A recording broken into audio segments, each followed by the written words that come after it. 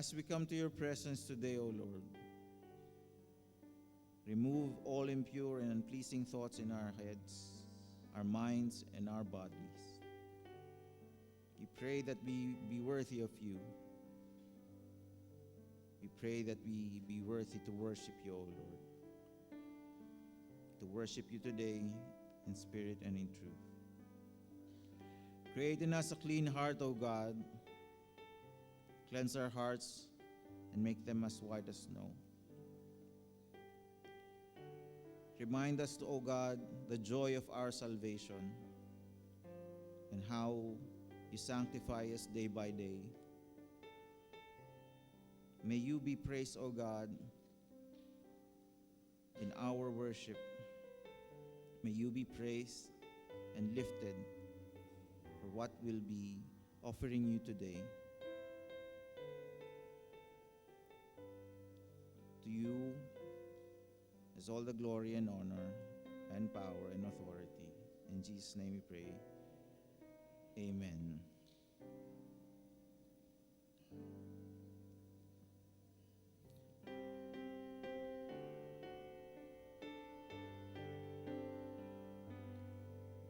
Create in me a clean heart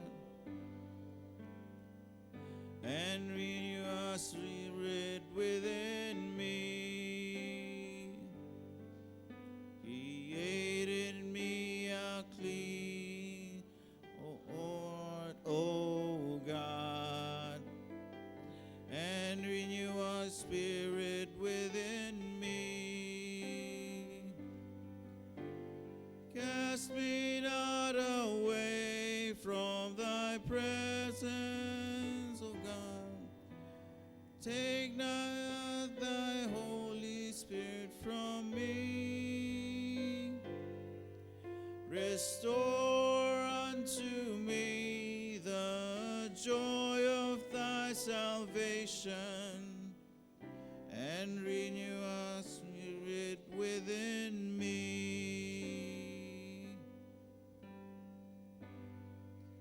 I request Sunday school children and their teachers to come forward for the congregational prayer.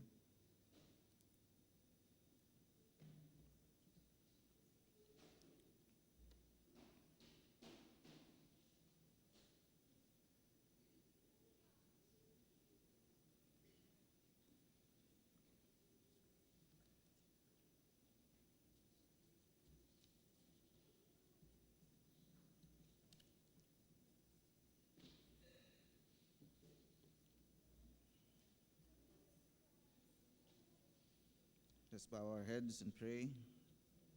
O Lord, we humbly bow down before you today as we dedicate ourselves for your service. We pray for your sanctifying light, Lord God, and providing us with blessings all throughout the corners of this church. We pray for these children and these teachers, O God. May you illumine their hearts and their minds to your good work as they study the Bible. May you give them strength, O God, and may you give them blessings, O God, as they nourish themselves to your teachings. We pray, O Lord, that you be praised and glorified in everything that we say, do, and think. In Jesus' name we pray. Amen. Hear our prayer, O Lord. Hear our prayer, O Lord. Incline thine ear to us and grant us thy peace.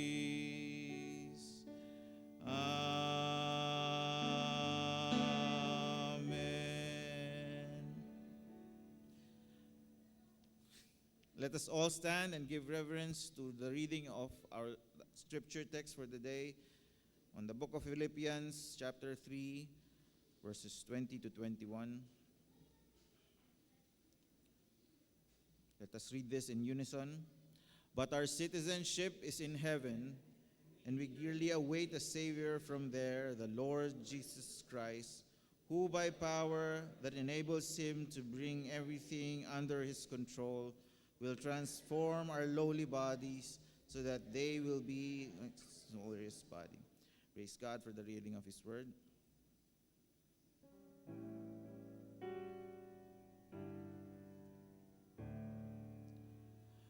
Open my eyes that I may see glimpses of truth thou hast for me. Place in my hands the wonderful key that shall unclasp and set me free. Silently now I wait for thee. Ready, my God, thy will to see. Open my eyes, illumine me, Spirit divine, Spirit divine. Let us now attentively hear our God's message to be ministered by our dear Reverend Mel Cartera. Welcome po, Pastor Mel.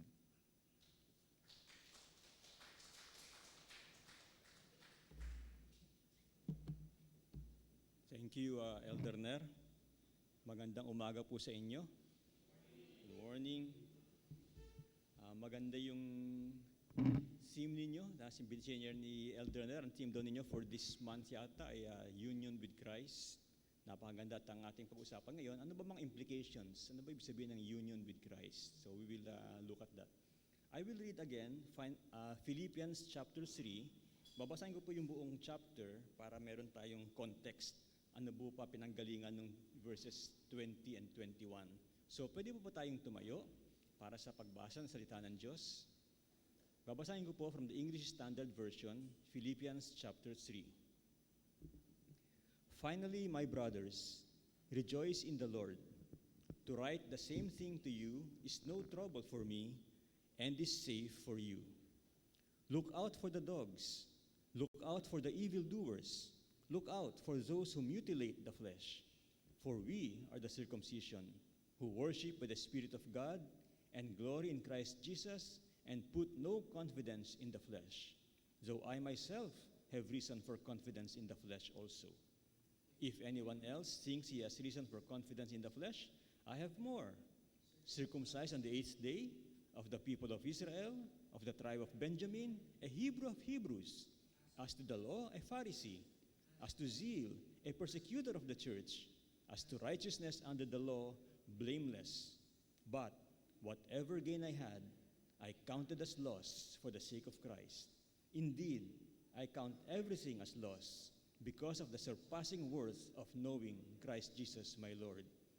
For his sake, I have suffered the loss of all things and count them as rubbish, in order that I may gain Christ and be found in him, not having a righteousness of my own that comes from the law, but that which comes through faith in Christ, the righteousness from God that depends on faith, that I may know him and the power of his resurrection, and may share his sufferings, becoming like him in his death, that by any means possible I may attain the resurrection from the dead. Not that I have already obtained this or am already perfect, but I press on to make it my own, because Christ Jesus has made me his own. Brothers, I do not consider that I have made it my own, but one thing I do, forgetting what lies behind, and straining forward to what lies ahead, I press on toward the goal for the prize of the upward call of God in Christ Jesus. Let those of us who are mature think this way, and if in anything you think otherwise, God will reveal that also to you. Only let us hold true to what we have attained. Brothers, join in imitating me, and keep your eyes on those who walk according to the example you have in us. For many, of whom I have often told you, and now tell you even with tears, walk as enemies of the cross of Christ. Their end is destruction, their God is their belly, and they glory in their shame, with minds set on earthly things. But our citizenship is in heaven, and from it we await a Savior, the Lord Jesus Christ, who will transform our lowly body to be like his glorious body, by the power that enables him even to subject all things to himself. Let us pray. Father God, thank you very much for this opportunity to gather together, to worship you together, to fellowship with one another, to read your word together, and to learn from you together. Lord, as we sang, open our eyes that we may see wonderful truths from your word, Lord God. Thank you for your word. Guide us, Holy Spirit. Illumine us, Lord God. Help us to understand these words that you have inspired. In Jesus' name we pray. Amen. Makaupo po tayo. Ilan sa atin ang naniniwalang babalik si Jesus?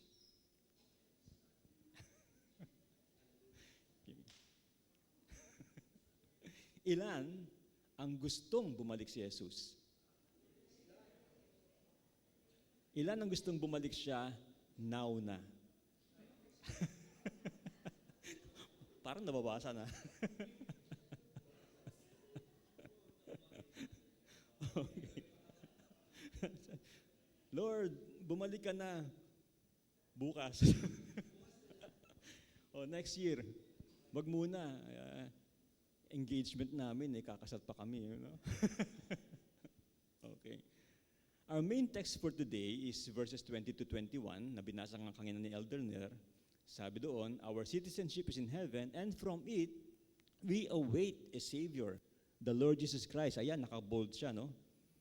Who will transform our lowly body to be like His glorious body, by the power that enables Him even to subject all things to Himself. Tingnan natin kung ano yung context, no? Kaya natin binasa yung ano. And in fact, maganda nga kung saan babasahin yung buong letter eh. Isa kasing, pero wala tayong oras, no? Sabi ni Elder na lang, 2 oras lang daw ang pwede sa akin eh. So, wag natin basahin wag natin pag-usapan yung buong letter. Chapter 3 lang.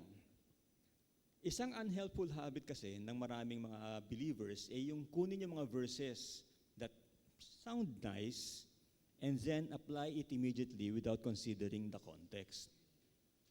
Tulad ng palagi kong sinasabi, kapag nagle-lecture ako tungkol sa Bible interpretation para sa Philippine Bible Society, dapat kino-consider palagi ang context. No?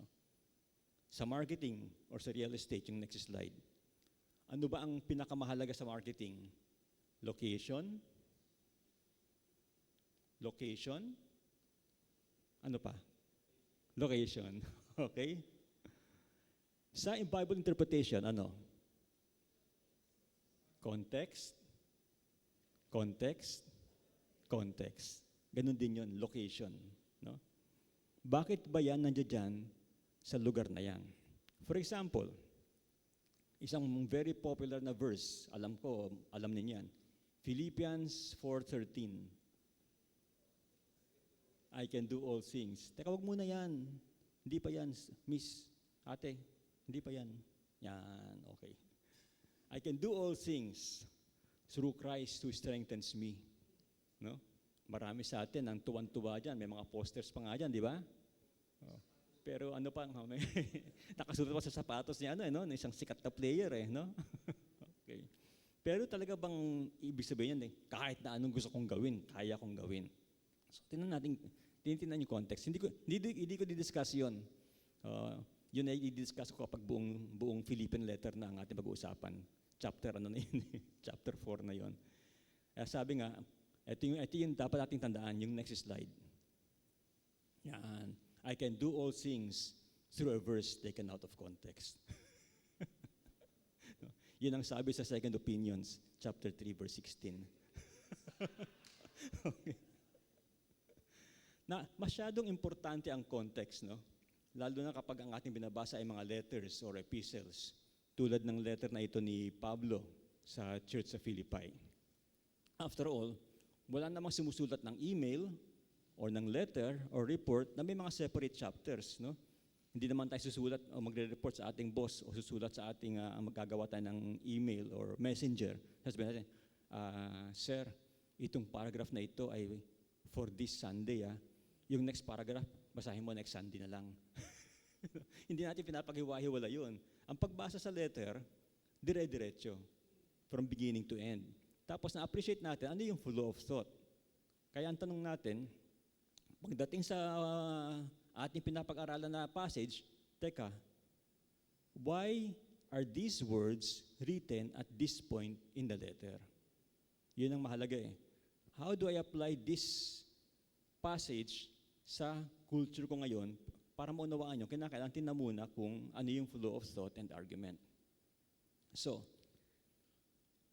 based on this, on the flow of thought, why is Paul talking about the second coming at this particular point of his letter to the Philippians? Sino ba sila at ano ba ang situation nila? So, tingnan natin, sino ba yung mga Philippians? Yung church sa Philippi, ito yung the first church that Paul established in Europe, actually. Tingnan natin yung mapa. Yan. Pasensya na kung hindi masyadong. Nasa bandang itaas, sa ilalim ng word na Thrace, yung Philippi. No? Yun yung unang-unang church na tinayo ni Pablo sa Europe. Nagsimula siya sa Antioch, no? Starting point, tumawid ng present-day Turkey. Andiyan dyan yung 7 churches of Asia, no? Galatia, Cappadocia, etc. Tapos, sabi sa Acts 16, pinagbabalan daw sila ng spirit na tumuloy sa Bithynia. Nakikita niyo Bithynia. Kaya ang ginawa nila, bumaba sila papunta ng Troas, at pagdating sa Troas, nagkaroon ng panaginip si Paul ng Macedonian call. Parang merong mama, hinihiling sa kanya, magpunta siya sa Macedonia. Kaya tumawid siya sa Macedonia. Ang una niya, ang pinapuntahan niyang city ay Philippi. At doon, nagpunta siya isang lugar kung saan mayroong sa river ay mayroong seller of purple na si Lydia. Okay, yun ang unang convert sa Philippi. Okay. Yung Philippi, it was conquered by King Philip of Macedon. Siya yung father ni Alexander the Great. Kilala niya si Alexander the Great, yung sobrang powerful na napakahusay na conqueror, no? Na nung bandang nasa 20s na siya, after makonquer niya ang napakalaking lupa, umiyak siya. Sabi niya, I have no more lands to conquer. Napaiyak siya. Ang tatay niya pala ay si Philippi. Na-conquer niya yung tong city na ito, at dahil napaka-humble ni Philip, no, binigay niya sa city na yon yung kanyang pangalan. Tinawag niya na Philippi. Okay. Later on, nung yung Greek Empire na-replace ng Roman Empire, si Emperor Augustus, yung Philippi, binigyan ng status ng Roman colony. Even though, makikita nyo, napakalayo niya. Malayo pa siya from Italy, malayo pa siya from Rome. Pero nag-extend na dyan ang Roman Empire. Tapos ang sabi niya, okay, I won a very big battle in this city, and in honor of that, I will give the inhabitants the privilege of being considered as citizens of Rome. Sabi ni Alec Motyer, isa kong favorite na scholar, as a colony, Philippi was in fact Rome in miniature. Para siyang Rome na rin. Lahat ng kanyang mga citizens, merong rights na mag-transfer ng land, exempted sa payment of taxes, tapos merong local administration tsaka law na parang nasa Rome na rin, as if they were on Italian soil. As a Roman citizens, they enjoyed freedom from scourging. So, kaya napaalala niyo si Pablo, merong panahon sa Acts na lalatiguin dapat siya, tapos ang sabi niya, hindi mo dapat gawin yan, I am a Roman citizen. Basta Roman citizen, hindi pwedeng parusahan ng latigo. Okay? Ganun din ang mga taga-Philippi. Even though they have never been to Rome, but because they have been declared as a Roman colony, they enjoy the privileges of Roman citizens. Okay? And they have the right to appeal to Caesar kapag may mga demanda. This gives added significance sa declaration ni Paul na yung kanilang citizenship, yung mga taga-Philippi, sabi niya, kayo ay citizens ng Philippi, kayo ay citizens ng Rome, pero alam ba ninyo, mayroon kayong mas higit na importanteng citizenship. You are, sabi niya, citizens of heaven. Sa next slide, ganito sabi niya, but our citizenship is in heaven. Yan ang ating text. And from it, we await a Savior. So, para sa mga Philippians, may added significance yung sabihin na yun eh. Kasi alam na nila, citizens sila ng Rome eh. Hindi lang sila basta-basta citizens ng kung ano man yung bansa na doon, tulad ng mga ibang mga towns sa paligid nila. Sila, they have a special status as citizens of Rome. Pero sinasabi nila, ni Pablo, hindi lang yan. You are citizens of heaven. And from heaven, we are awaiting a Savior, the Lord Jesus Christ, who will transform our body to be like His body by the power that enables Him to subject all things to Himself. So, kung titignan natin yan, meron tayong makikita dyan na 4 na declarations. Bilang mga believers, ano sinasabi ni Pablo? Kung ikaw ay believer, number 1, your citizenship is in heaven. Kung ikaw ay sumusunod kay Kristo, kung ikaw ay follower of Christ, your citizenship is in heaven. Not just on this earth, your citizenship is in heaven. Number 2, we are waiting our Savior to come from heaven. From it, we await a Savior, the Lord Jesus Christ. Number 3, our Savior will transform our lowly body to be like His glorious body. Hinihintay natin yon. And number 4, paanong gagawin ni Kristo yon? Through the power that enables Him to subject all things to Himself. Your citizenship is in heaven. You are waiting for Jesus Christ to come from heaven. When He comes back, He will transform your body by using the power that enables Him to subject all things to Himself. Tingnan natin isa-isa, bawat ang declaration na yon. Our citizenship is in heaven. Sa palagay ninyo, ano ibig sabihin ninyon? Kapag sinabi na, ikaw ay Filipino citizen, ano nakukuha mong attitude?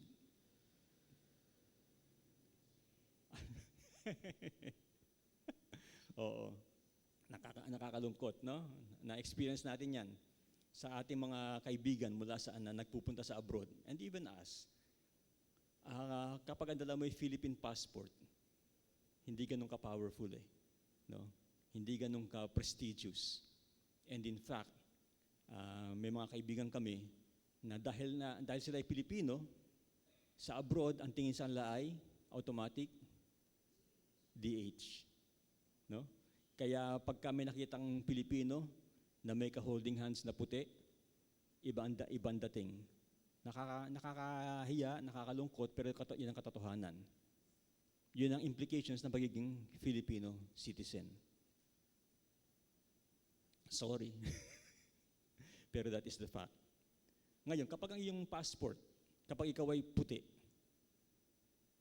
may kilala kayo na Pinoy, pero ang kanyang passport ay passport ng puti. May kilala kami. Aba, pagpunta sa airport ay taas, no? Walang problema, stamp. No? Dalawa passport niya, isang Pinoy, isang foreign passport, ang ibibigay niya yung kanyang foreign passport para walang problema sa immigration. Pagka Philippine passport ang binigay, malabo, ang dami pang tanong eh. Pero pagka foreign passport, andali. No? Ganun talaga. Yan ang implications ng citizenship. How would you behave if you believe that you come from a superior place?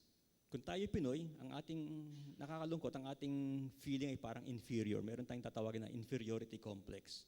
No? naranasan din namin yan ni Perry. Kapag kami, nung nasa Europe, iba ang tingin sa amin, mga brown kami, tapos maliliit pa. Iba ang trato sa amin kaysa sa mga puti. No? Whether foreigners o hindi, basta puti, iba ang tingin. So meron silang superiority complex. Ang mga Asians na tulad natin medyo iba. No? Ngayon, kung ikaw ay nung panahon na yon, citizen of Rome, ano ang tingin, sa palagay mo, ang attitude mo ng mga taong yon? Citizens of Rome. Hindi lahat ng residents ng Philippi ay Roman citizens. May mga foreigners, may mga slaves, may mga peasants na hindi citizen, kaya familiar din ng mga Philippians sa class differences. No? If the church members happen to be Roman citizens, they are familiar with the privileges.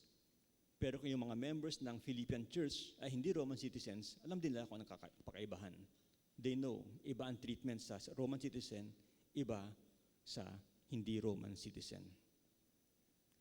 Marami sa kanila, in fact, most of them have never been to Rome. But they know how to live enjoying the privileges of Roman citizenship, even though they have never been to Italy, they have never been to Rome. And now Paul is telling them, higit pa dyan, your citizenship is in heaven. You have never been to heaven, but your behavior and your privileges and your responsibilities are those of a citizen of heaven.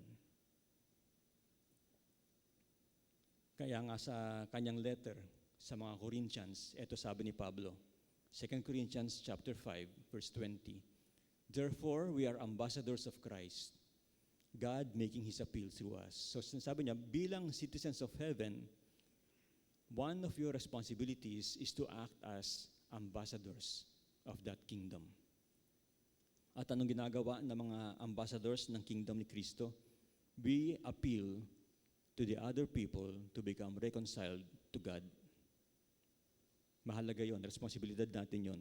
As ambassadors for Christ, as citizens of heaven, our mission is to reconcile all people to God. We share the gospel of reconciliation, of peace with God, that has been made possible by the sacrifice of Jesus Christ, who took the punishment for our sins. At bukod pa dyan, hindi lang tayo mag-preach ng reconciliation, but we must also behave as people who have been reconciled to God. Kumbaga, may mga naririnig tayo, huwag mong bigyan ng kahihiyan ang iyong passport. In fact, naranasan namin ito ni Perry, actual to. Isang dahilan kung bakit hindi masyadong mataas ang tingin sa mga Pinoy. Bakit? Dahil sa mga ginawa ng mga naunang Pinoy. TNT, no?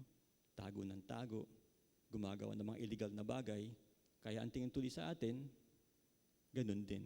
Kaya mahigpit. Kung mag-a-apply ka ng visa, ang kapatid ko, ilang beses nag-apply ng visa, 5 beses yata balik-balik. Panay rejected. No? Kasi Pinoy eh. No? Hirap. Palagi may duda ka agad. Kaya nung ako yung na-blessed na mag-aral sa Netherlands, may nagsasabi sa akin, mag-stay ka na rito. Sabi ko, hindi pwede. Bakit? Kasi kapag nag-stay ako dyan, masisira ang reputation ng Pilipinas at ng Philippine Bible Society. They entrusted me to study there and then come back to the Philippines. Pag hindi ako bumalik, mapapahiya ang Philippine Bible Society, mapapahiya ang Pilipinas. Kahit isang tao lamang ako, para sa akin mahalaga yon. Hindi na ako dadagdag sa kahihiyan ng Pilipinas. Okay? So, ibig sabihin, ang galaw mo, dapat, yung karapat-dapat, para sa isang citizen ng bansa mo. Kung ikaw ay citizen ng heaven, you must behave like a citizen of heaven. And in order to guide us, nagbigay si Paul ng 3 choices, 3 choices. Kung sino ang gagayahin natin, sino ang magiging model natin para sa ating behavior, para sa ating pamumuhay bilang citizen of heaven. Yung first choice ay yung mamuhay na tulad ng mga Judaizers, yung palaging kinakalaban si Pablo, na nag-i-insist na dapat mamuhay tayo according to the law of Moses. May circumcision, may strict rules on tithing, on Sabbath, etc., etc., na kapag hindi mo sinunod yan, ay hindi ka karapat-dapat. na mapasama sa kaharian ng Diyos. The second choice is to live like the people whose God is their belly. Yung binasa natin kanina.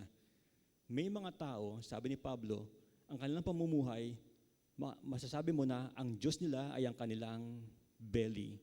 Or figuratively speaking yon, ibig sabihin, ang nagko-control sa kanilang mga choices ay ang kanilang mga appetites, mga desires. No? And the third choice is to live like Him. Mamuhay kayo bilang Judaizer, bilang legalist, mamuhay kayo bilang mga tao na walang pakialam sa law, or mamuhay kayo tulad ni Pablo. Grabe, no?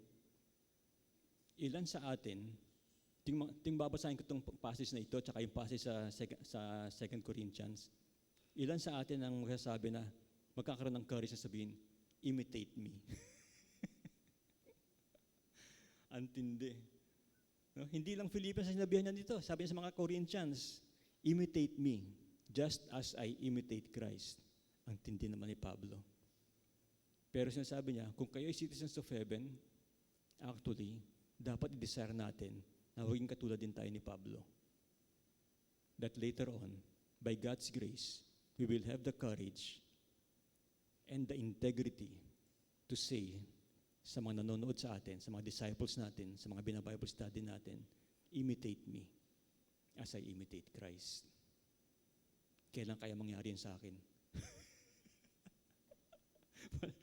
Palagi kong pinapag-pray tapos may gagawin na naman akong palpakan. Lord naman kulit ko talaga no? Okay. So sa Philippians chapter 3:17, hindi lang yon. Sabi niya, join in imitating me. Nalampasan natin. Pero sabi niya, join in, ano may sabihin? Sama-sama kayo, gayahin ninyo ako. So hindi lamang pa isa-isang sinasabi niya, gayahin mo ako. Kundi sinasabi niya sa buong church, kayong lahat, sama-sama kayo, gayahin ninyo ako. Wow.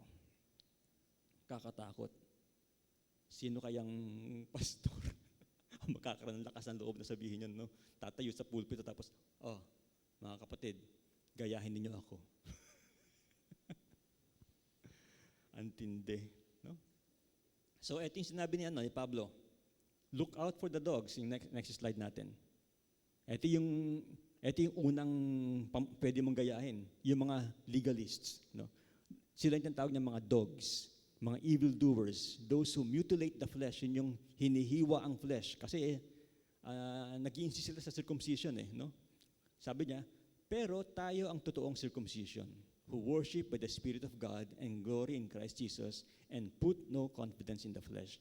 Tapos saka in-enumerate niya kung ano yung kanyang mga achievements na sa verse, sa mga sumunod na verses, sabi niya, baliwala lahat ng yan. I counted them as loss. And then sa verse 17, tuloy na tayo sa next slide, ate, tumuloy hanggang sa mga verse 17. Next pa. Next pa rin. Yan. Join in imitating me and keep your eyes on those who walk according to the example you have in us. So, sabi niya, actually, meron ding mga tao na maganda rin ang kanilang halimbawa. Gayahin din ninyo sila. Keep your eyes on them. Keep your eyes on me and keep your eyes on those who walk according to the example that you have in us. Bakit? Ito ngayon yung isa pang uri ng tao.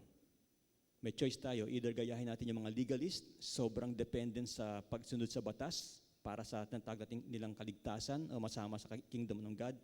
Yung second kind is, they walk as enemies of the cross of Christ. Sabi ni Paul sa verse 18, for many of whom I have often told you and now tell you even with tears, walk as enemies of the cross of Christ. So sabi niya, huwag ninyong gayahin yung mga sobra ang dependence sa yung mga legalist, sobrang dependence sa strict adherence to the law, sa circumcision. Just because they are circumcised and they belong to the nation of Israel, they think that they are automatically saved, etc., etc. Huwag niyo silang gayahin. You cannot depend on that. Para matawag kayo na citizen of heaven, para matawag kayo na karapat-dapat mapasama sa kingdom of God. At ito rin, tingnan din ninyo, mayroong mga nasa paligid ninyo, I have told you about them, and I am telling you about them even now with tears, who are walking as enemies of the cross of Christ. Bakit ko nasabi na they are enemies of the cross of Christ? Their God is their belly, and they glory in their shame. Ibig sabihin, kung ano ang kanilang appetites, kung ano ang kanilang desires, yun ang kanilang Diyos. They glory in their shame. Their minds are set on earthly things. The first kind, legalists, Judaizers, those who insist on mutilating the flesh. These are the people who think that strict adherence to the law of Moses would qualify them to be part of the kingdom of God. Umaasa sa pag-observe ng Sabbath, tithing, and of course, circumcision. The second kind are those who hindi lang they do not follow the law of Moses, but they do not respect God's standards at all. Sabi nga ni Paul, their God is their belly. Kung anong appetite nila, yan susundin nila. Whether in terms of sex, or power, or pleasure, or anything, ang kanilang selfish desires, ang Diyos nila. And their minds are set on earthly things. Sa verse 19. Sabi sa Good News, ang translation dyan, they think only of things that belong to this world. Wala silang pakialam sa eternity. Kumbaga, sa modern language, alam niyo yung slogan na YOLO? You only live once. Kaya, samantalahin mo na. Sunggaban mo na lahat na masusunggaban mo. You only live once. Yun ang kanilang mentalidad. Kung ano yung makukuha mong pleasure, advantage, etc., kunin mo na. Okay? Ang first choice, maging kampante sa good works at sa pagiging miyembro ng isang privileged na grupo. In modern terms, miyembro ako ng church na ito. Safe na ako. Ginagawa ko itong mga bagay na ito. Itong mga ritual na ito. Safe na ako. Ligtas ako. Kasama na ako sa karitaan ng Diyos. Yan ang first choice. Gagayahin ba natin yon? Second choice, yung mga namumuhay according to their desires and rationalizations. Walang pakialam sa standards ng God. In modern terms, ito yung mga namumuhay ng immoral. Walang takot sa parusa ng Diyos. Kaya nga, they only live once. Hanggang dito lang nakikita nila eh. Hindi nila iniisip na darating ang Panginoon, may darating na pag-uusga. Basta ang mahalaga, masunod ang gusto nila. At ang sabi pa ni Paul, they glory in their shame. Ano ibig sabihin? Natutuwa pa sila, ipinagmamalaki pa nila kung ano yung dapat na sana ikahiya nila. No? For example, itong next na slide na ito. Iyan. Kita niyo yan? Pinagmalaki pa niya, meron na siyang 21 abortions. Nakakalungkot. Particularly sa Western societies, yung kanilang insistence sa right to abort. No? Para sa kanila, mahalaga yun. Woman's right daw yun. Actually, tapos sabihin nila, paano yung mga na-rape? Kawawa naman. But actually, para sa akin, excuse lang yan eh. Why? Because they want to enjoy sex without suffering the consequences. Enjoy sex, pag nabuntis, abort. Meron akong nabasa, sabi niya, I love sex and I will enjoy it as much as I can. Kapag nabuntis, no problem, abort. That is their mentality now. At ang sabi nga sa Romans, sabi ni Pablo, hindi lang ginagawa nila itong mga nakakahiyang mga bagay na alam lang hindi dapat lang gawin, kundi ine-encourage pa nilang ibang tao na gawin yun. Okay? So, first choice, legalists, sobrang dependent sa strict adherence to the law.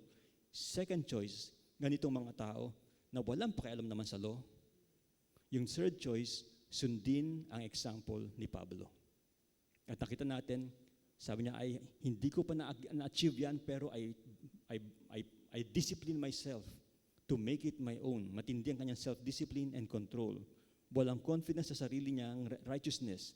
Ang confidence niya ay nasa Diyos na gumagalaw sa buhay niya. Kaya nga sa Philippians din, mapapansin natin talagang integrated tong letter na ito eh. Sa Philippians chapter 2, verses 12 and 13, ano sabi niya? Work out your own salvation with fear and trembling, because it is God who is at work in you, both to will and to work for His good pleasure. Ibig sabihin, pagsikapan ninyo na talaga makita sa buhay ninyo na kayo ay talagang ligtas. Bakit? At magkaroon kayo ng confidence na habang ginagawa ninyo yan, ang Diyos mismo ang nagbibigay ng grace sa inyo para kayo ay magtagumpay. So, you are working out your own salvation with fear and trembling, but at the same time, you know that God is working in you for His good pleasure. Kaya nga, ang kanyang ginagawa, sabi niya, yung next slide, He considers everything as dung compared to Jesus Christ. And He disciplines and improves Himself constantly, not because He wants to be a citizen of heaven, but because He has already been called. Nakuha niyo yung pagkakaiba? Ginagawa niya ito, hindi para maging qualified siya na maging citizen of heaven, kundi dahil alam niya, citizen na siya. And therefore, he is behaving like a citizen of heaven. He has already been called. He is striving not to be a citizen, but in response to the fact that he is already a citizen of heaven. That Jesus Christ has already made him his own. So response sa fact na kay Kristo na siya, therefore, he lives according to that standard, according to that status. He is not trying to win that status. He's behaving that way because he already has that status. So, sino gagayahin natin? The legalizers? Yung sobrang dependent sa law? Yung mga walang pakialam sa law? O si Pablo? Pero pansinin natin, may pagkakaiba ang pagtingin ni Pablo sa mga Judaizers sa verse 2 at sa kanyang pagtingin sa mga tao whose God is their belly. Sa mga letters ni Pablo, kung babasahin niyo yun, yung mga tatawagin Judaizers, yung sobra ang insistent sa pag-obey sa law, mga legalists, galit na galit si Pablo. Lalo na sa kanyang letter sa Galatians, galit na galit siya. Tapos sabi pa nga niya, if they are preaching a different gospel, let them be accursed. No? Mapunta na sila sa impyerno. Dahil ang kanilang pinapangaral ay hindi ang totoong gospel. Let them be accursed. So galit na galit siya. Pero ang attitude niya sa mga sinusunod ang kanilang layaw at ang kanilang selfish desires, iba. Ano sabi ni Pablo? Next slide. Itong mga taong ito, of whom I have often told you now, and now tell you even with tears, walk as enemies of the cross of Christ. Napansin ninyo? He thinks about them, and he talks about them with tears. Hindi siya galit, kundi naiiyak siya. Nakita niyo yung difference? Sa mga legalists, galit siya because they are leading the people away from believing in the true gospel. Pero sa mga taong ito, umiiyak siya. Bakit? Sabi ng ilang scholars, it is because Paul here is referring to people who are already part of the church. Kaya umiiyak siya. Akala ninyo ligtas na kayo. Hindi. You are abusing the grace of God. Sa pamumuhay ninyo, nakikita ko, you are abusing the grace of God. Your God is your belly. Wala kayong eternal perspective. Hindi nyo nakikita na babalik si Kristo at may paghuhukom. Sinusunod lang ninyo kung anong gusto ninyo. Sumusunod kayo sa layaw ng society. You are not being transformed by the world. You are conforming to this world. Kaya naiiyak si Pablo. Because ang nakikita ni Pablo, their end is destruction. So verse 19. Kumbaga, sinasabi ni Pablo, they carry passports claiming that they are citizens of heaven, pero pagdating sa immigration counter sa heaven, rejected. They will be rejected. Because they are not really citizens. They are holding false passports. They do not belong in heaven. Nakakalungkot. kahit pala nung panahon na yon, first century, may mga tao na nasa loob ng iglesia, pero iba ang pamumuhay. Inabuso yung pag-preach tungkol sa grace of God. Okay? Ngayon, pansinin natin, if these people, kung ang tawag sa kanila ay enemies of the cross of Christ, ano ang description ni Pablo sa mga true believers? Okay, so kung itong mga tao na ito, na ang kanilang Diyos ay ang kanilang mga appetites, ang kanilang desires, ang kanilang belly, ang tawag sa kanila ni Pablo ay, they are enemies of the cross of Christ. Ano naman ang tawag ni Pablo sa mga tao na totoong naniniwala kay Kristo at sumusunod kay Kristo? Di ba expect natin, ang tawag sa kanila, friends of the cross of Christ, di ba? The enemies, ang kabaligtaran, friends. Pero hindi. Ang description ni Pablo ay ganito. Next slide. Our citizenship is in heaven, and from it we await a Savior, the Lord Jesus Christ. Sinasabi ni Pablo, ang description ni Pablo sa mga true Christians are those who are waiting for the return of Christ. Kaya tinanong ko kanina, ilan sa inyo ang naghihintay sa pagbabalik ni Kristo? Kasi sabi ni Pablo, true believers are those who are waiting for the return of their Savior and Lord. Yung insight na ito nakuha ko kay Alec Motyer, isang napakahusay na Old Testament and New Testament scholar. Sabi niya, Paul describes the true citizens of heaven as those who are waiting for Jesus Christ. Sabi niya, kung paanong pwedeng i-describe ang non-Christian as those who are enemies of the cross of Christ, the non-Christians, the non-believers, can also be described as hostile to the return of Christ. Siyempre nga naman, bakit nila i-welcome ang pagbabalik ni Kristo? Magkakaroon ng paghuhukom. Hindi nila i-welcome ang pagbabalik ni Kristo. Now, those who are waiting for the return of Christ are waiting because they know na yung pagbabalik ni Kristo is the inevitable continuation of the sacrifice of Jesus Christ. To be a friend of the cross of Christ is to wait for the return of Christ. Bakit? Tingnan natin yung Philippians chapter 2. Talagang itong letter na ito, kaya maganda nakuha yung buong context. Philippians chapter 2 pa lang sinabi niya, though he was in the form of God, si Jesus Christ, he did not count equality with God a thing to be grasped, but emptied himself by taking the form of a servant, being born in the likeness of men, and being found in human form, he humbled himself by becoming obedient to the point of death, even death on a cross. Therefore, God has highly exalted him and bestowed on him the name that is above every name, so that at the name of Jesus, every knee should bow in heaven and on earth and under the earth, and every tongue confess that Jesus Christ is Lord, to the glory of God the Father. Jesus Christ humbled himself when he went to the cross. And we, who have been forgiven and reconciled with God because of the cross, wait eagerly for his return and exaltation as King of Kings and Lord of Lords. Because we know yung kanyang pagbabalik is a consequence of his sacrifice. His exaltation ay kasunod ng kanyang pagpapakumbaba. Okay? Kilala niyo si Christine Getty? Christine Getty, kilala niyo? Musician, no?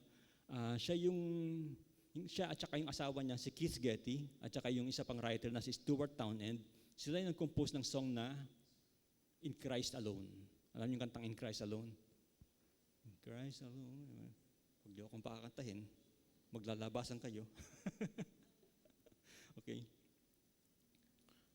Late last year lang ako na-expose sa uncle ni Christine Getty na si John Lennox. Isang napakahusay na apologist. Actually, isa siyang professor emeritus. Professor on mathematics. Ibang klase utak ka.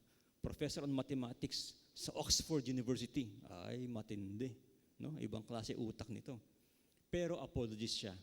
And very, very strong Christian. Palagi kong, mula na ma-expose ako sa kanya last year, palagi kong pinapanood yung kanya mga clips sa YouTube. No? Palagi kong nanonood ng mga clips niya.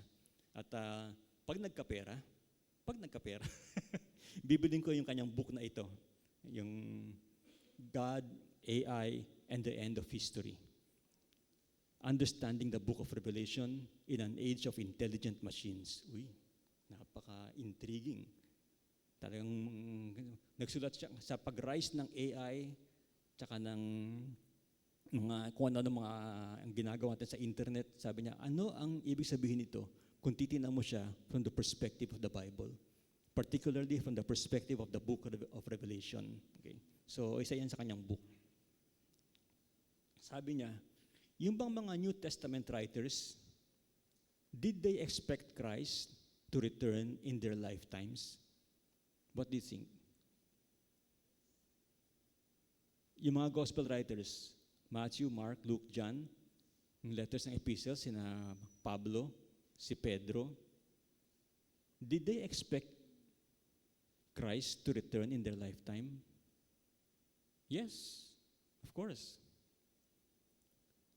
And then John Lennox asks this, do you think we should expect Christ to return in our lifetime?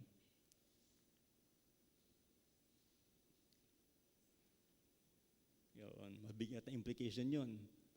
How would you behave if you know that Christ would return in your lifetime? Igawin natin practical. May magbabago ba talaga? Do you really expect Christ to return in your lifetime? Then why are you behaving that way? If you really expect Christ to return at any time, sabi nga ni Kristo, like a thief in the night, no announcement, biglaan. If you really expect Jesus Christ to return anytime in your lifetime, how should you live? How should you then live? Yun ang implication ni Pablo. Kaya sinasabi ni Pablo, as citizens of heaven, our characteristic is this, we are awaiting our Savior to return from heaven. As Christians, we know that we are citizens of heaven, and number two, we are waiting for our Savior to return from heaven. How then should you live? Sinong gagayahin natin? Yung mga legalist? Yung mga people whose God is their belly? O si Pablo? At ang sabi ni Pablo, huwag kayong mag-alala kung marami pa rin tayong mga problema and even mga kapalpakan. Nagkakamali tayo. Because our confidence is this. Ano sabi ni Pablo sa Philippians chapter 1 verse 6? I am confident of this. Hindi lamang I know this, kundi I am confident of this, that He who began a good work in you will bring it to completion at the day of Christ. Kaya rin, hinihintay natin yung pagbabalik ni Kristo because alam natin, yung hindi natin magawa-gawa, pagdating ni Kristo, finally, we will be free from the power of sin. Finally, our Lord will save us not just from the presence of penalty of sin, from the power of sin, even from the presence of sin. That is why we await our Savior to return. But in the meantime, we strive to live as citizens of heaven. So, as mentioned in the beginning, as Christians, we believe the following. Number one, our citizenship is in heaven. Number two, from it, we await a Savior, the Lord Jesus Christ. Number three, our Savior, our Lord, will transform our body to be like His body. Number four, paano niya gagawin ito? Through the power that enables Him to subject all things to Himself. For lack of time, hindi na natin i-discuss in detail yung number 3 at number 4. No? Pero, ito tandaan natin. This fact is guaranteed. Siguradong matatransform tayo. Bakit? Because in order to transform us, Jesus Christ will use the same power that He uses to subject the entire universe to Himself. Grabe. Imagine that. The power that the King of Kings and Lord of Lords uses to make the entire universe subject to His rule is the same power that He will use to give us a glorified body. it will be done. It will surely be done at the day of Christ. Kaya sabi ni Pablo, I am confident of this, that he who began a good work in you will bring it to completion at the day of Christ. Just wait for it. Do not lose heart. Do not lose heart.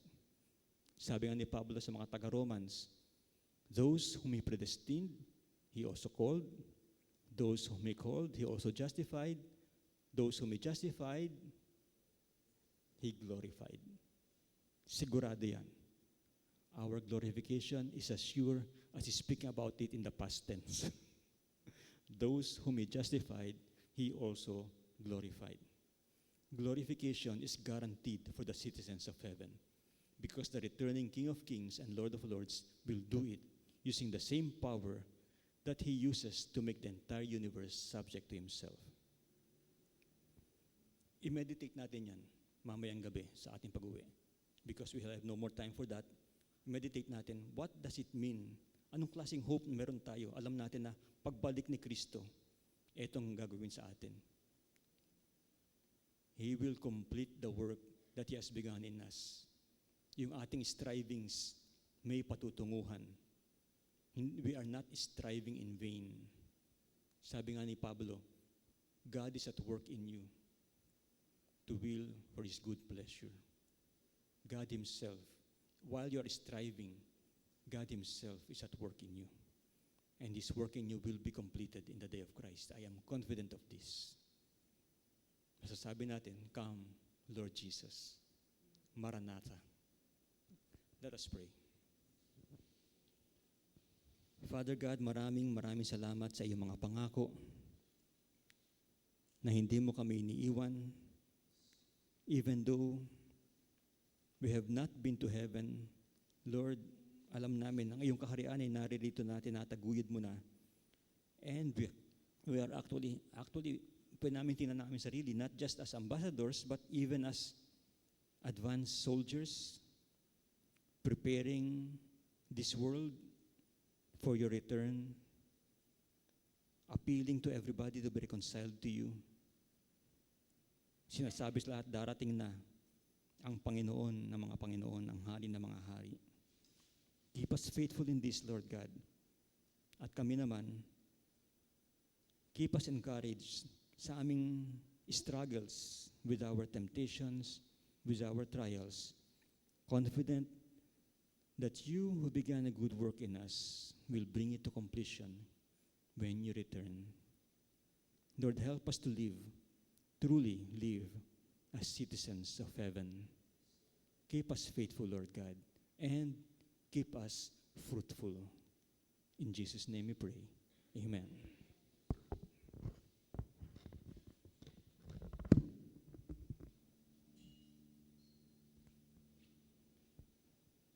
Shall we all rise for our response song?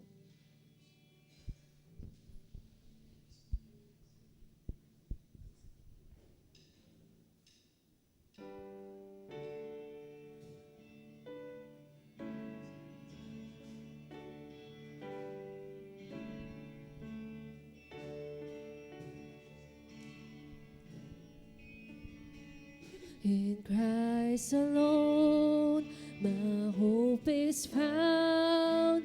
He is my life, my strength, my soul. This cornerstone, this solid ground, friend to the fiercest drought and storm.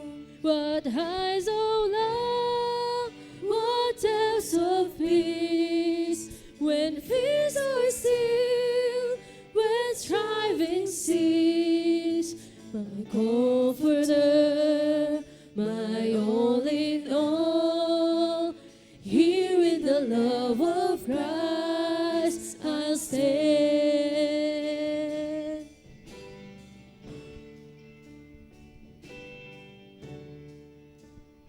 Christ alone, who took on flesh, fullness of God in helpless faith, this cave of love and righteousness, scorned by the one he came to save. Till on that cross, as Jesus died, the wrath of God was satisfied. For every sin on him was laid. Here in the death of Christ I live.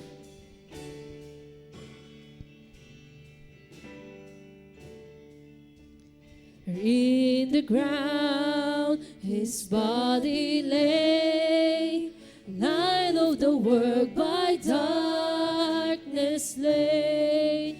Then bursting forth in glorious day, out from the grave he rose again. And as he stands in victory, sin curses lost its grip on me. For I am his, and he is mine, bought with the precious blood of Christ.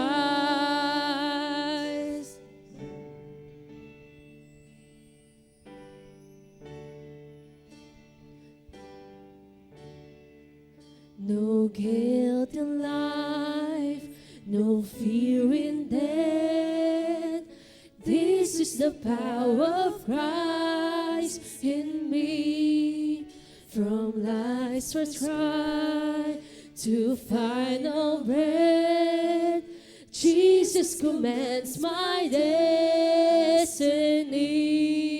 No power of hell, no scheme of man can ever pluck me from his hand till he returns or calls me home. Here in the power of Christ I'll say, no power of hell, no scheme of man can ever pluck me from his hand till he returns or calls me home. Here in the power of Christ I'll stand. Here in the power of Christ I'll stand. Here in the power of Christ I'll stand.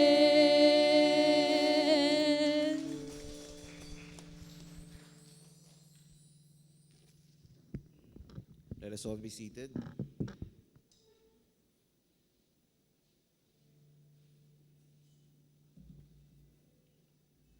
Beloved brethren, God is a generous giver, so loving that he gave up his Son for all of us.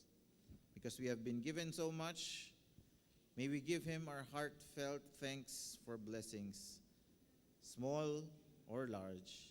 Let us now wholeheartedly bring our tithes and offerings to our Lord. Today is our Mission Sunday, so our deacons will go another round for our missions offering. As an offertory exhortation from Psalm 116, I will sacrifice a thank offering to you and call on the name of the Lord. I will fulfill my vows to the Lord in the presence of all his people. Call on the deacons po.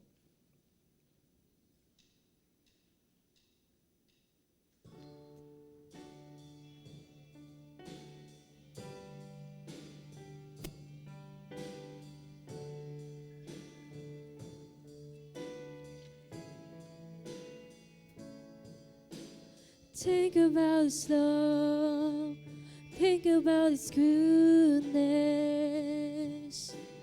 think about his grace that brought us through.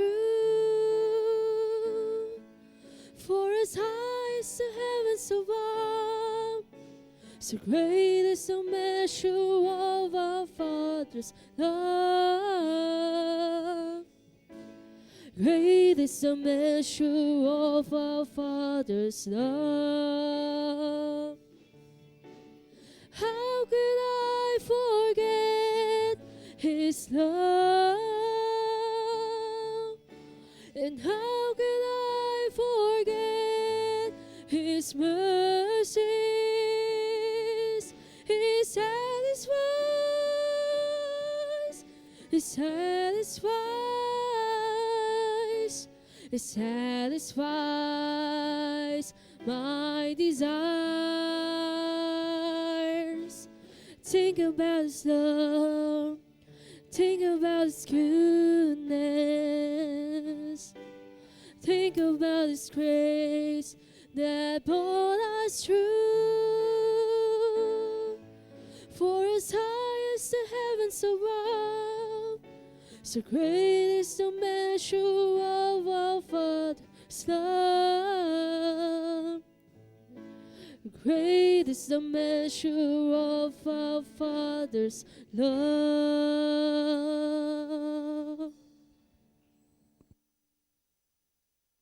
Let's come to our Lord in prayer as we dedicate these portions of our labor for His eternal glory. O sovereign God, from whom all blessings flow, we come to you, Father, in praise and thanksgiving for the blessings and provisions you have bestowed upon us all throughout the week. We were never in want. We praise you, O Lord, our Jehovah Jireh, our great provider. Your grace is ever sufficient for us each and every second of our lives. When we were hungry, you have fed us. When we were thirsty, you gave us drink. When we were homeless, you sheltered us. And when we were naked, you clothed us. We were never in need, O Lord. You alone are enough. And as we express our thanksgiving to you, we dedicate these portions of our labor to you, O Lord, for the expansion of your kingdom and for celebrating you as our God. We pray, O Lord, that you use this in calling out the lost, caring for our neighbors, and nurturing our brethren in your word. We pray, O Lord, for anointing of our leaders. Give them the best discernment on becoming the best and better stewards of this church, to use all of these for your greater glory. We pray for anointing as well, O Lord, for us. May we be an embodiment of your good work as you have become faithful in blessing us, O Lord, and guiding us and sanctifying us continuously to serve you more and more. Not just for this week, O Lord, but for the weeks and the next. We pray, O Lord, for our complete transformation as we become like Jesus. We pray that you sanctify us through and through, and may we live out the holiness that is upon us until we become one with you in our glorified bodies. May our lives today become living sacrifices, holy and acceptable to you. In Jesus' name we pray. Amen. Let us all stand as we sing our doxology. Praise God. Praise God, from whom all blessings flow. Praise Him, all creatures here below. Praise Him above, ye heavenly hosts. Praise Father, Son, and Holy Ghost. Amen. Let us all remain standing as we call on Pastor Mel for our closing prayer and benediction.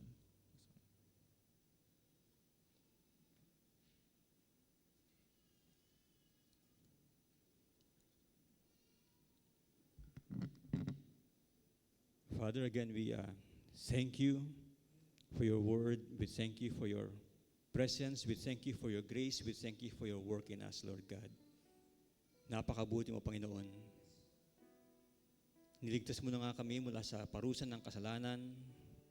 Sinasama mo pa kami ngayon sa paglaban namin sa kapangyarihan ng kasalanan, strengthening us, encouraging us sa aming pagharap sa mga pagsubok at mga tukso. And Lord, may pangako ka pa na talagang kaya namin panghawakan na darating ka para maligtas kami mula sa presensya ng kasalanan. At pagdating mo, Panginoon, finally, we will be fully conformed sa iyong image, Lord God. Your will shall never be thwarted. Ang iyong purpose sa amin ay matutupad. Ang napakagandang hangarin mo para sa amin ay matutupad. Maraming salamat, Panginoon. Keep us faithful, keep us strong sa aming pagsunod sa iyong mga yapak, Panginoon. Striving to be like you.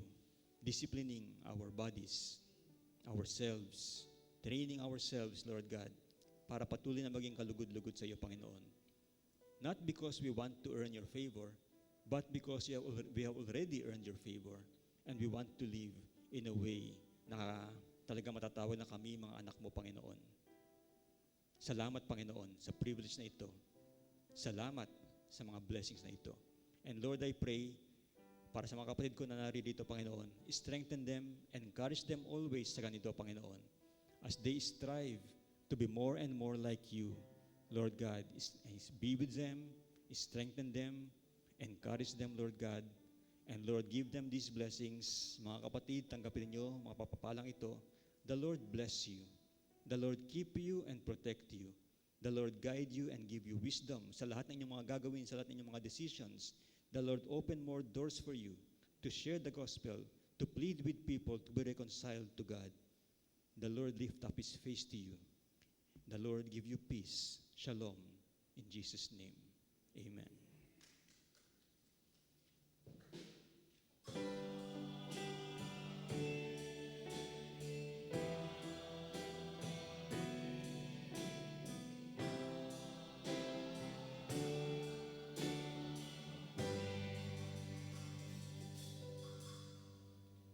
Let's all be seated po. So, welcome po uli sa CCCN. For those who are joining us online, join us again po next week po as for our next worship service po. So we'll be going po sa greetings of our birthday celebrators for the week po of February 15 to 21. So, una po sa listahan, February 17 po, si Ate Sheila Marie Parungaw. Happy birthday po. And February 18 po, si Gracetine Buado. And for February 19, si Rodolfo Dizon III. So, happy birthday, third. So, I would like to request po all of our celebrators to come in the front po for our prayer of blessings. So, I'll be requesting din po for our congregation to extend their hands po for the prayer of blessing sa ating mga celebrators. Let's come to the Lord po in prayer. Lord, we thank you po for the lives of our brethren as we commemorate another year of your goodness in their lives. We pray, Lord, for blessing and sanctification of our brethren as they face you for another year, O Lord. We pray, Lord God, that you give them blessing upon blessing, and as they live your life as citizens of heaven and not citizens here on earth. We pray, Lord God, for you to strengthen them and make their path straight as you have intended and in your will. We pray, Lord God, that you bless them through and through. In Jesus' name we pray. Amen. Okay po.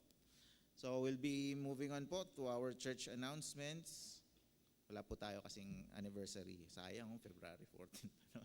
So we'll go for our church announcements. So we have our regular prayer meetings po every Wednesday, 9 a.m. So part of our sanctification here on earth, yung last week po, inano natin, yan po yung we've been crucified with Christ and tayo nagta-transform into His image is relying on our God through prayer, no? So and yung prayer po ay hindi siya tawag dito, optional thing for us Christians. No? Ito yung dapat nating araw-araw ginagawa, minuto nga kung kaya nagawa. Kasi we fully depend on our Lord.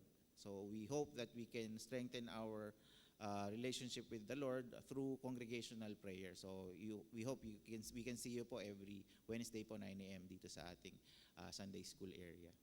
Okay, next po is, ito medyo maliit yan. So, at dahil nandito na po sila Pastor Mel tsaka si Tita Perry, we would like to invite everyone po for our couples fellowship later. So ang ating title po of the program later is Isang Kwento ng Pag-ibig na Hindi Malilimutan. Kung ano yung hindi malilimutan, mamaya po ninyo malalaman yung part na yan. So we hope you can join us po for our Valentine's event po. No? So we have our kapitapitagang speakers na ang couple na si Pastor Mel and si Ate Perry later.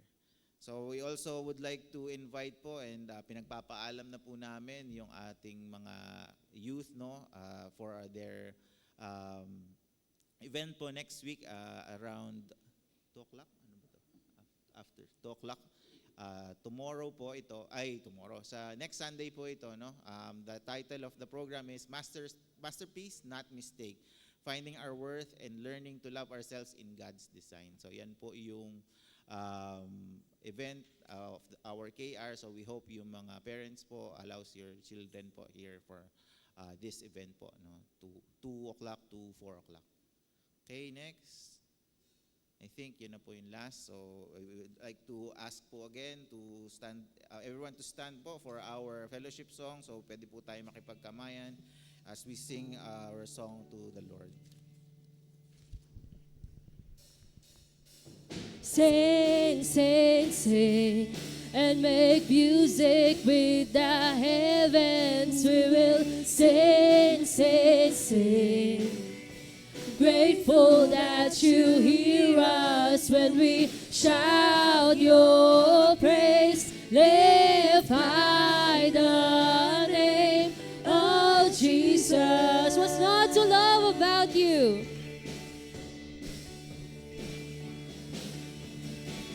What's not to love about you? Heaven and earth adore you. Kings and kingdoms bow down. Son of God, you are the one. You are the one. You are the one. You are the love.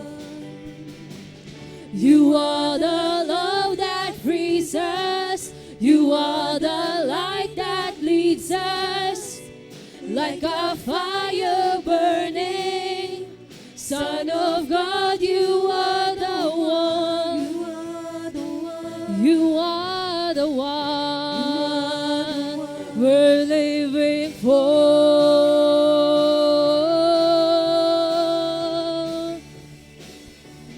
We will sing, sing, sing, and make music with the heavens. We will sing, sing, sing. Grateful that you hear us when we shout your praise. Lift high the name of Jesus. You are the love, oh Lord. You are the love that frees us. You are the light that leads us. Like a fire burning. Son of God, you are the one. You are the one we're living for.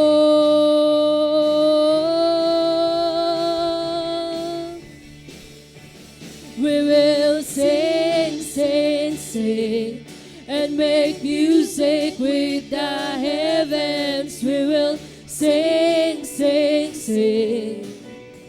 Grateful that you hear us when we shout your praise. Lift high the name of Jesus.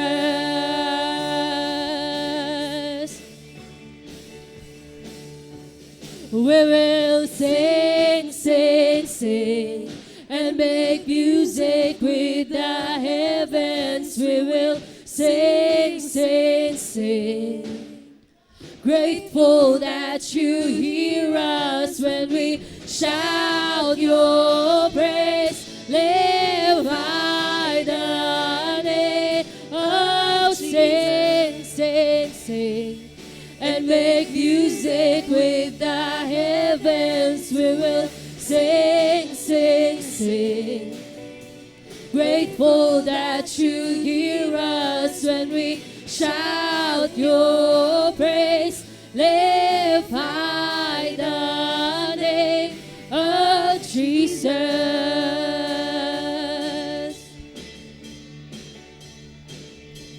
When we shout your praise, lift high the name of Jesus.